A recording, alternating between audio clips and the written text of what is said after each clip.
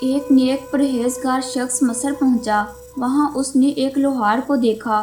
وہ اپنے ہاتھوں سے پکڑ کر سرخ اور دھکتا ہوا لوہا آگ کی بھٹی سے باہر نکال رہا ہے، مگر آگ کی حرارت و گرمی کا اس پر کوئی اثر نہیں تھا۔ اس شخص نے اپنے دل میں کہا، یہ تو کوئی بہت ہی پہنچا ہوا اور پرہیزگار آدمی معلوم ہوتا ہے۔ اس لوہار کے پاس گیا، سلام کیا اور کہنے لگا، تمہیں قسم ہے اس خدا کی جس نے تمہیں یہ کرامت عطا کی، میرے حق میں کوئی دعا کرو۔ لوہار نے جیسے ہی یہ باتیں سنی اور کہنے لگا، میرے بارے میں جو تم سوچ رہے ہو ویسا نہیں ہے۔ میں نہ تو کوئی منتقی ہوں نہ ہی صالحین میں میرا شمار ہوتا ہے۔ آنے والے شخص نے کہا، یہ کیسے ممکن ہے؟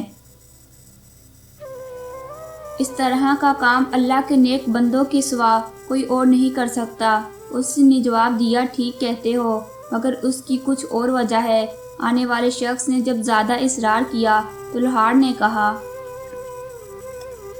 ایک دن میں اسی دکان میں کام کر رہا تھا۔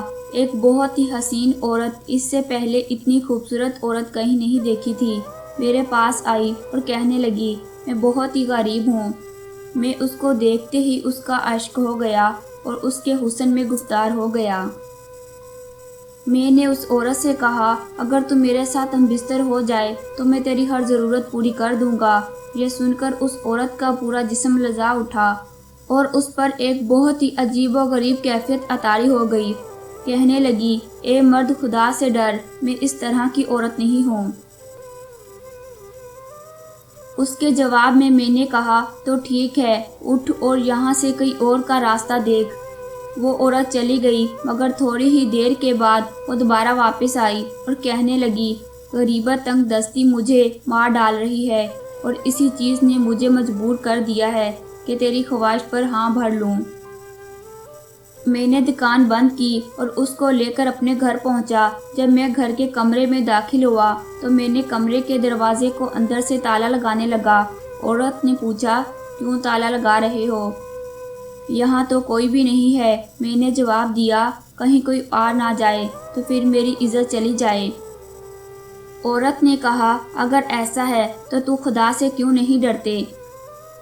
جب میں اس کے جسم کے قریب ہوا تو دیکھا اس کا جسم اس طرح لرزا رہا تھا جیسے بہاری کے زد میں آ کر بیت کے خشک پتے ہلتے رہتے ہیں، اور اس کی آنکھوں سے آنسوؤں کی جھری لگی ہوئی تھی۔ میں نے اس سے کہا، تو یہاں کس سے ڈر رہی ہے؟